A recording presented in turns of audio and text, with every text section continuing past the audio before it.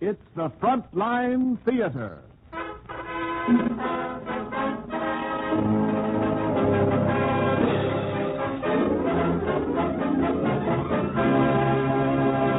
Today, bringing you a real thriller, The Strange Case of Professor Wainger, and as our extra special guest of honor, Tommy Dorsey and his orchestra.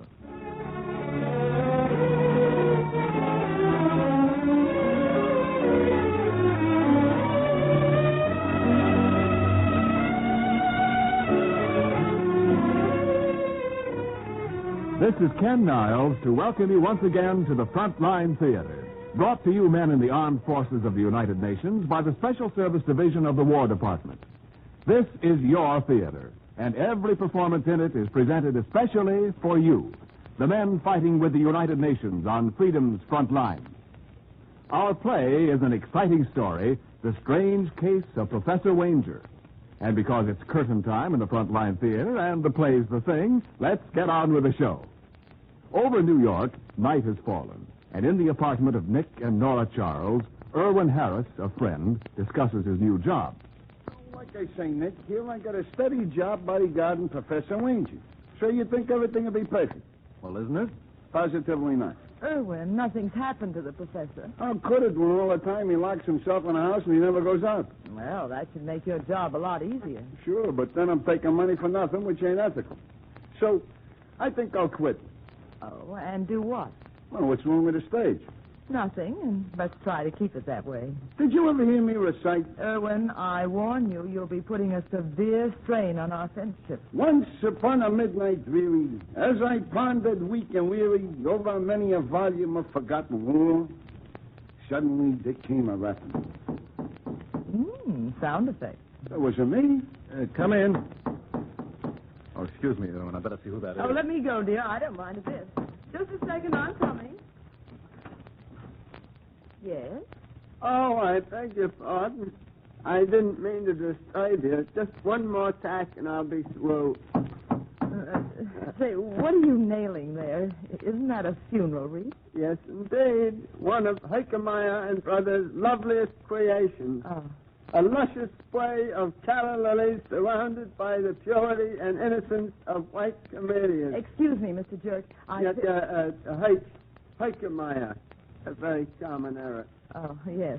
Well, I think you're making a mistake. Madam, the firm of Heikemeyer and Brothers are not given to mistakes. Well, there's no one dead here. At least I haven't seen a corpse in days. Is this apartment 5B? Mm-hmm. Are you Mrs. Charles? Why, yes. There's no mistake. The wreath is for Nicholas Charles. What was that name again? Nicholas Charles. Nick. Nicky! Yes, sir?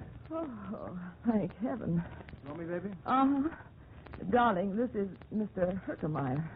Oh, how do you do? How do you do, sir? Believe me, my heart goes out to you in your hour of grief. Hey, what's the matter with him? He thinks you're dead. Oh, what? Uh-huh. And he's got a wreath to prove it. See?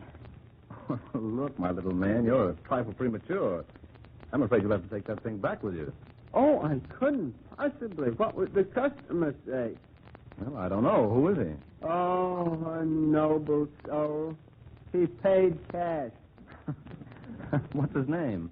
He neglected to leave one. No, Mr. Charles. The wreath will have to stay. I'm sorry, pal. I can't use it. Well, what'll I do? Couldn't you put it back in stock?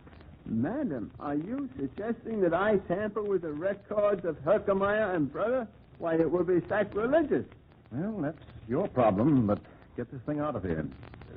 Mrs. Charles, I ask you to bear witness. I am not doing this of my own volition. Uh-huh. Attaboy. If you should change your mind, sir... Yes, I'll let you know. You wouldn't reconsider it now. No. Nothing personal, you understand, but I hope I never see you again. You will, Mr. Charles. Mark my words, you will. Good night. Did you ever see anything like him, darling? Nicky, why should anyone send you a wreath? Oh, I don't know. It was just a gag. Well, it wasn't very funny. What's the matter? Something wrong? Someone just sent Nicky a wreath. Oh, excuse me. Hello? Hello, Mr. Charles? Yes? A short while ago, a funeral wreath was delivered to your door. Oh, yes. Well, if you're one of the Herkemeyers, I explained to your brother. It's all a mistake. It was no mistake, Mr. Charles. I sent it. You said... All right, pal. What do you want? Listen, unless I've been misinformed, a young couple will be up to see you shortly. They'll have a request to make of you. Take my advice, Mr. Charles. Turn them down. Otherwise... Otherwise what? You'll find you were much too hasty in returning that wreath.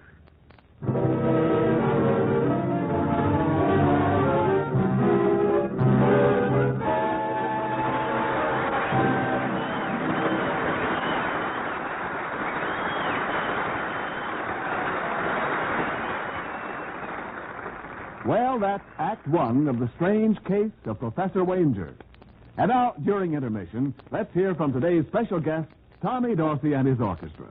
We're certainly glad you accepted our invitation, Tommy, and we're turning the spotlight on you while you play one of those swell arrangements that have made you famous. The stage is yours, Tommy.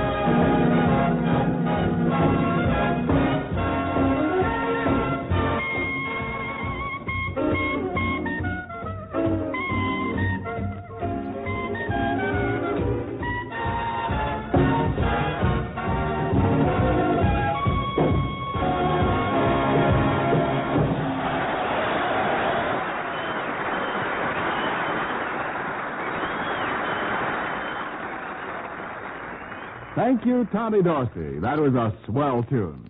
The men overseas will dust off the welcome mat for you anytime you and your boys want to play a return engagement. And now for Act Two of The Strange Case of Professor Wainger. 2 hours passed since Nick received the menacing phone call which explained the delivery of that wreath. Oh, Nora, there's nothing to worry about. It's just a practical joke. Here, I'll prove it to you. Our anonymous friend warned me that a young couple would be here tonight. All right, it's almost 11. Do you see any sign of them? What were you saying, dear? Never mind. That's what I thought. Good evening. Hello. Won't you come in? Oh, yes. Oh, please sit down. Oh, thanks. Say, isn't this a little unusual, or are you this hospitable to everyone who rings your bell? It's her southern blood. Don't mind my husband. The truth of the matter is we were expecting you. You were? Oh, Nicky, this is... I'm Sylvia, and this is my brother, Gene. Oh, how do you do? How do you do? No, I don't believe I caught the last name. It's Wainger. Wainger? Any relation to the famous scientist? Yes, he's our uncle. As a matter of fact, that's why we're here. I understand that his bodyguard, Irwin Harris, is a very good friend of yours. Yes? Well, ever since Uncle escaped from Czechoslovakia, we've been trying to get in touch with him. So far, all we've gotten is a brush-off. Well, don't blame Irwin for that. He has his orders. Dr. Wainger doesn't want to see anyone. But that's ridiculous. Is it? Well, yes. You see, we know that Uncle lives under the constant fear that the Gestapo's after him. Surely that's no reason to refuse to see his only living relatives. So you want me to arrange a meeting for you? Oh, if you only would, Mr. Charles. I'm sure if Uncle would talk to me, I could convince him he has nothing to fear. When did you see your uncle last? Well, we never really saw him. You see, before my father came to this country, he quarreled with his brother. But now that Papa's dead, we decided we'd bury the hatchet. Yes, that's right. I don't suppose the fact that Dr. Wainger has a fortune in patent royalties in this country had anything to do with your decision? Now, look, Mr. Charles, not even you can say that and get away with it. Don't pay any attention to him, Mr. Wainger. He's awfully suspicious by nature. But he's got a nicer side, too. You'll find it out after he helps you. Darling, aren't you being unduly optimistic? You mean you won't? Uh-huh. If Dr. Wainger wants to see them, that's for him to decide. Nicky, would you change your mind if I asked you to? I'm sorry, dear. But beginning this week, I'm making it a practice not to interfere in things that don't concern me. Well, I never thought I'd have to admit my husband could be frightened by a phone call. Oh, now, baby, you know that's not true. Well, then prove it. Introduce them to Dr. Wainger. Oh, conniving woman. Are you really so set on this thing? Yes, I am, Nick. Now, bless your little heart. Then I think you'll have to do the honors.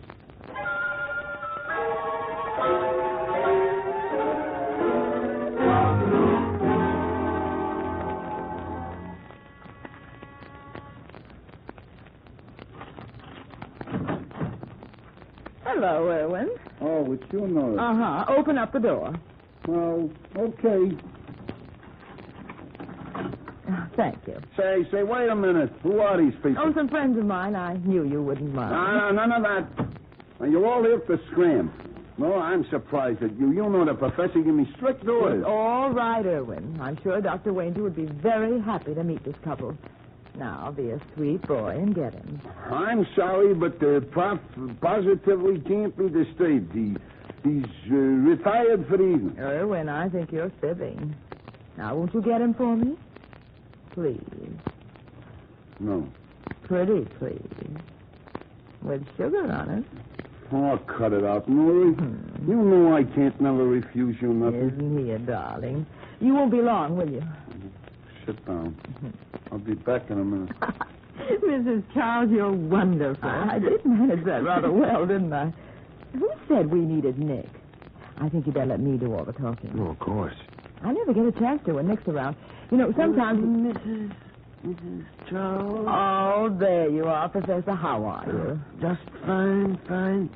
Thanks for asking.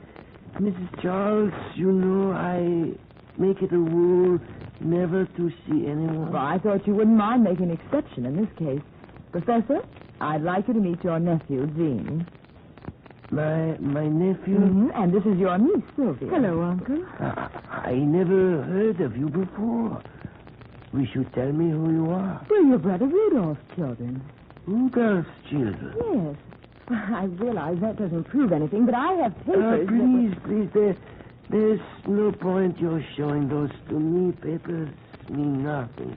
They could be forged. Sure, it's easy. I once knew a guy who was so slick with a pen. Erwin. Sorry. Professor, you can't turn them away like this. You can see with half an eye they're not imposters. How can you accuse them of being after your money? Oh, you do not understand. Money means nothing to me, Mrs. Charles. I am a man of simple wants. I just ask to be left alone. Oh, please, Uncle, you've got to let us stay. There's no other place we can go. We won't be in your way. What do you say, Professor? You've got to trust someone. Won't you let them stay?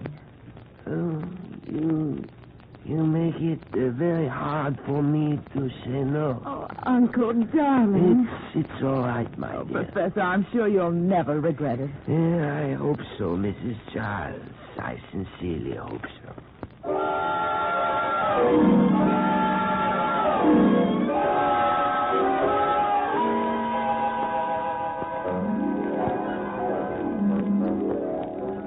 Well, darling, I trust you're satisfied with yourself.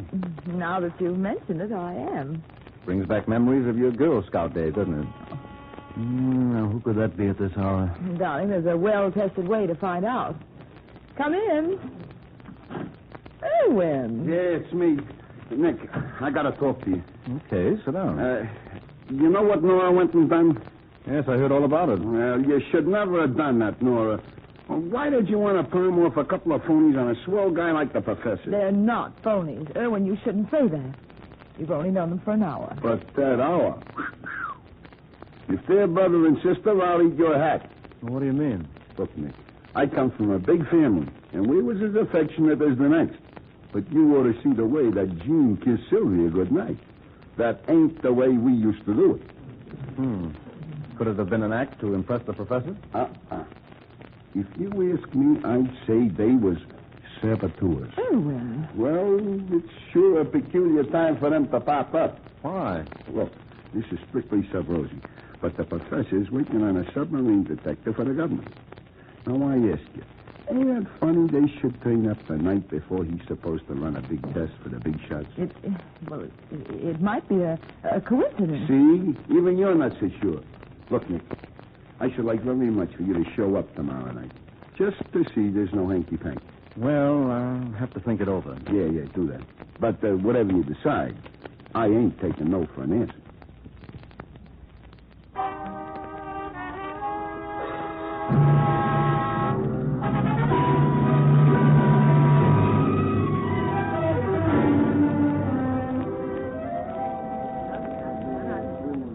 Some turnout, ain't it, Nick? Yes. What time does this experiment start? Oh, any minute now. Everybody's here who counts. Oh, there's Sylvia. Hello, Mrs. Charles. Can I get you anything? Oh, no, thanks. Where's your brother? I don't believe I've seen him tonight. Gene? Why, he's around somewhere, I guess. Say, come to think of it, I saw him go out about a half hour ago. Yes, that's right. I think Uncle sent him out to something. That's funny. Well, if he ain't back soon, he's going to miss the show. Hey, there, the professor's almost ready to start now. The gentlemen and the ladies, you are all here tonight to see a demonstration of a submarine detector your government has asked me to work on. If my assistant will help me, we will proceed. Jean? Oh, he isn't here, Uncle. He isn't? Well, no matter. Erwin, will you lend a hand here, please? Oh, gladly. What do you want me to do, Professor? I pull down the switch marked A. Yes, that is the one right there. Now? Yes, please. Right. Now, gentlemen, you will notice how the needle fluctuates on this meter here. In just a moment, I will explain the purpose of that. Erwin, you throw in the next switch. You better. Nick, the lights. They've gone out. Erwin, where are you? Come and try those lights. Erwin. Don't move, Nora. Don't anybody move. Who's got a match? Here you are, sir. Oh, Nick, Steady, darling. he can't be. Erwin isn't. Yes, I'm afraid so, baby. Everyone has been electrocuted.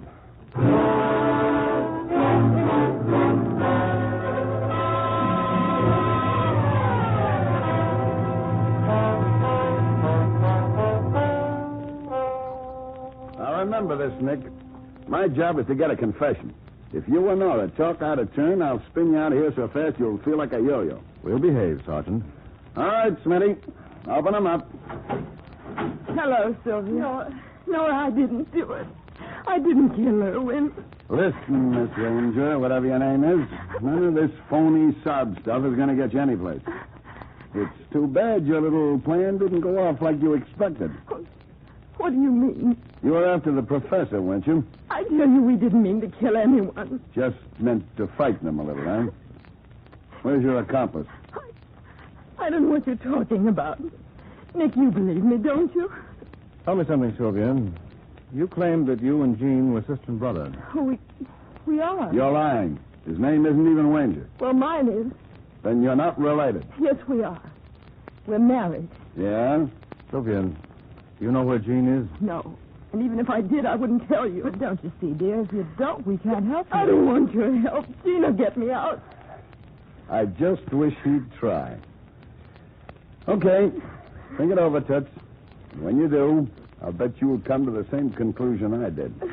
That swell husband of yours left you holding the bag.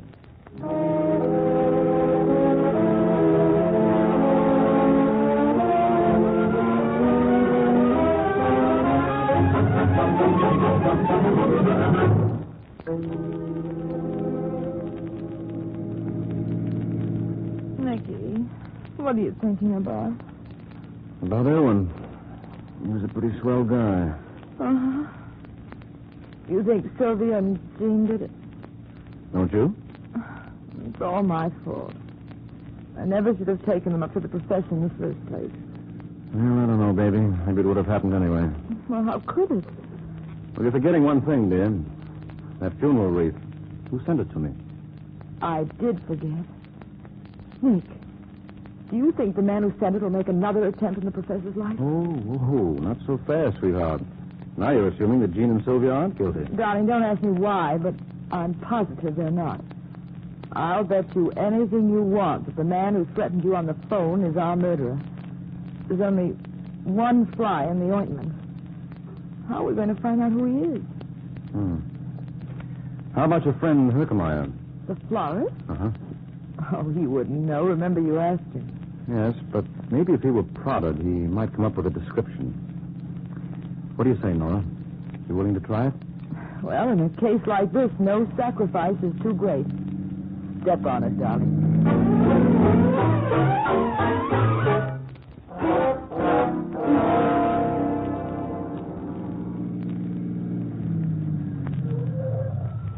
You better wait in the car, Nicky. I think I'll do better by myself. Go ahead, beautiful. But don't let him swindle you into taking that wreath back. Oh, don't worry.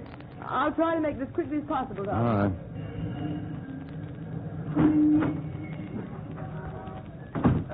Yes, madam. Is there something I can show you? Hello, Herky. Remember me? I beg your pardon. You delivered a wreath to my apartment last night. Oh, of course. and you made me take it back. Uh-huh. It was a mistake. Oh, I know it. You knew what? He had a relapse. He died. No, Mr. Herkemeyer. He didn't die. He didn't? No. See? He's waiting outside in the car. You mean you haven't come for the wreath? No, I'm sorry. Oh, Mrs. Charles, you simply must take it. You don't know how it's upset this entire organization. Why, my brothers and I... Look, Mr. Herkemeyer, couldn't you give it to the man who bought it? Well, I don't know his name. Was he ever in here before? No. Could you describe him for me? I'm not very good at games. Well, suppose I prompted you. Wouldn't that help? It might. Well, was he tall or short?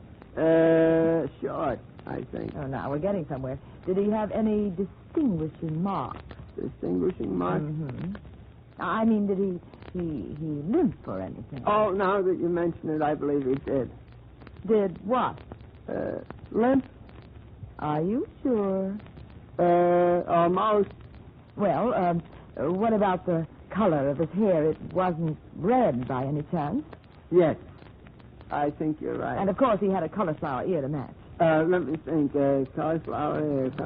Mrs. Charles, where are you going? Oh, Herky, you're an awful disappointment. Oh, Mrs. Charles, you're forgetting it. Oh, Mrs. Charles, please.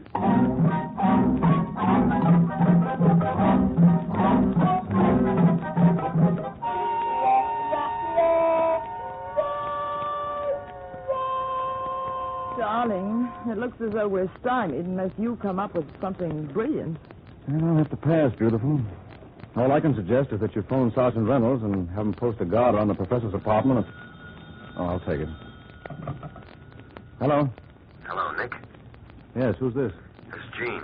Jean, where are you? Never mind, and don't try to trace this call or I'll hang right up. Do you know they've locked up Sylvia? Yes, that's why I phoned. You've got to get her out. Well, that's impossible.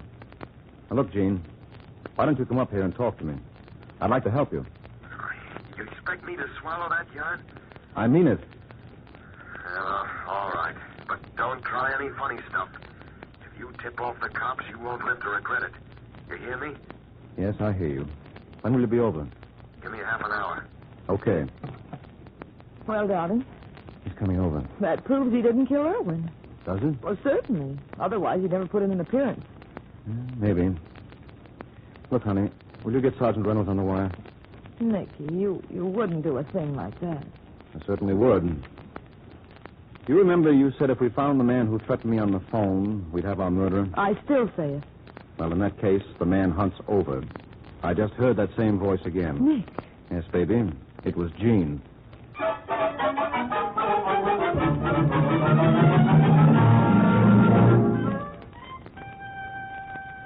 much time you got, Nick? Relax, Sergeant, relax. He'll be here.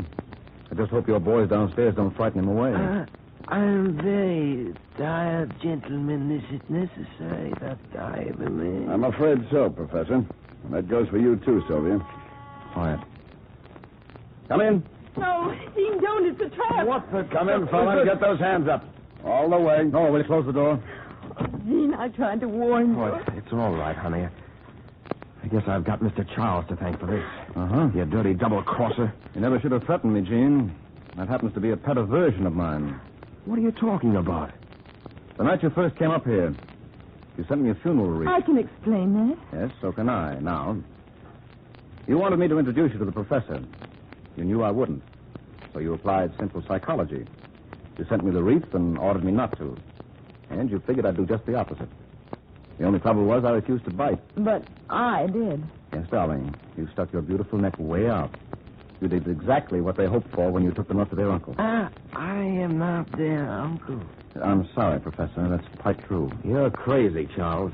You deny you sent the wreath? No, but I do deny killing Irwin. No, wait a minute, pal. I never accused you of that. You never... What are you talking about, Nick? That's what I said. Darling, I don't understand. But you do, don't you, Professor? These kids aren't related to you. No, of course not. They are imposters. Well, that doesn't necessarily follow. The shoe could be on the other foot, couldn't it? Come on, Nick. Don't be coy. What are you getting at? The professor's the imposter. He killed Irwin. What? Uncle, you didn't. All right, everybody. Stay as you are. Better put away the gun, Professor. It's out of character. Get down, Nick! Oh! Professor! Professor! You're wasting your time, Nick. I never miss.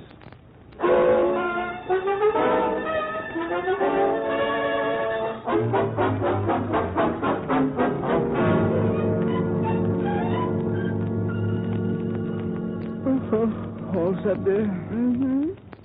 Then out go the lights. Nicky. Oh, Nora. Darling. Well, it's fairly simple, dear.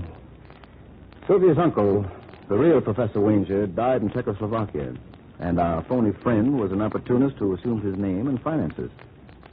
See, it never occurred to us that he could have been the bogus article as well as Sylvia. But why did he kill Irwin? Well, he had to. He was on the spot. The government wanted him to work on a submarine detector, but not having the real professor's ability, he couldn't deliver. But if his life were in danger, he'd have a valid reason to stop working. Yes, exactly. Oh. But what put you on the right track, darling? Well, we were overlooking one thing. The actual result in the case was Irwin's death. And if you assume that was what was really intended, you got yourself a brand new suspect with a brand new motive. I see. But, darling, there's one person I'm sorry for. Oh, who's that? Perky, the florist. No. Think of it. For the rest of his life, he'll be stuck with that wreath. Nora. You hear what I hear? Uh-huh. It sounds like Someone's nailing something on the door. it's Perky. It's undoubtedly. Well, darling, here we go again.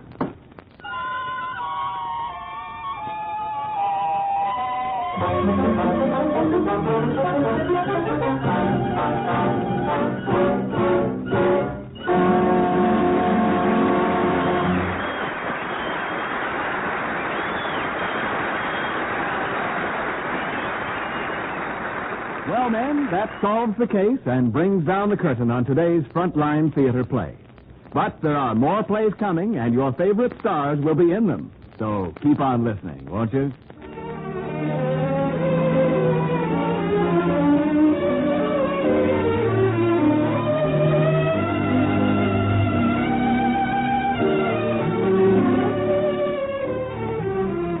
Our thanks to the makers of Woodbury Soap for their cooperation. Frontline Theater is presented for you men in the armed forces of the United Nations by the Special Service Division of the War Department of the United States of America.